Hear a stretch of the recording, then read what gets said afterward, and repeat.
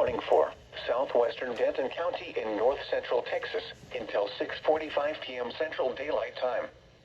At 5:41 p.m. Central Daylight Time, a severe thunderstorm was located near Crum, or 8 miles west of Denton, moving southeast at 20 miles per hour.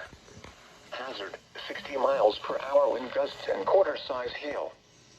Source, radar indicated. Impact, hail damage to vehicles is expected. Expect wind damage to roofs, siding, and trees.